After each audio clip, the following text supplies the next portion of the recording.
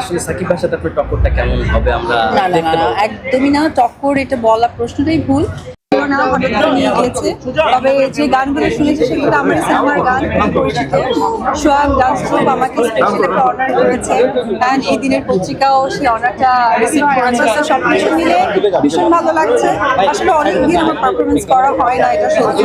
তবে আজকে একটু ডিফারেন্ট ভাবে আমাকে সারপ্রাইজ করেছে এবং আমি পারফরমেন্স হঠাৎ করে দাঁড়িয়ে গেছি, কি করবো বুঝতে পারছি না। আর যেহেতু নায়িকা তো দেখি দু এক পান্ডে দিলাম, জানি না কি হয়েছে। আচ্ছা দিদি, জানতে চাইবো আসলে অনেকদিন পর কাজ আসছে বাড়িতে, আসলে আরো তো অনেক আপনার পাশাপাশি আরো অনেক নায়ক এবং কি সাকিব ভাইয়েরও কাজ আসছে, আসলে সাকিব ভাইয়ের সাথে আপনার টক্করটা কেমন হবে আমরা না না দেখতে না পাবো। একদমই না, টক্কর এটা বলা প্রশ্নটাই ভুল। একদমই না, উনি আমাদের অনেক বড় মাপের একজন অভিনেতা, ওনাকে সম্মান এবং ওনার অবস্থানটা অনেক ঊর্ধ্বে। আমি বলবো চলচ্চিত্র এগিয়ে যাচ্ছে, এটা একটা ভালো দিক এবং শুভকামনা। আর কিছু অবশ্যই। আচ্ছা দিদি, কেমন বাংলাদেশ চান? এখন তো একটা নতুন বাংলাদেশের শুরু হচ্ছে। সবাই তো নিশ্চয়ই এই প্রশ্নটা রাখবেন, 14 ফেব্রুয়ারি ভ্যালেন্টাইন কেমন যাচ্ছে। আমি চাইবো যে আমাদের 12 তারিখে যেহেতু ইলেকশনের পরপরই ভ্যালেন্টাইন, সত্যি মানে একদম এবারে ভ্যালেন্টাইন জন্য স্পেশাল একটা ভ্যালেন্টাইন হয়।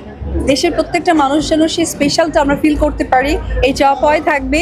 আর সর্বোপরি বলবো যে কারা হচ্ছেন বা সেটা তো আমরা জানি না, তবে অগ্রিম শুভকামনা যে আমাদের দেশের যে মহা মানুষটি হচ্ছে অবশ্যই বাংলাদেশের শিরদার উঁচু করেই যেন থাকে, এই আশা থাকবে এবং এই শুভেচ্ছা বার্তা সবসময় থাকবে।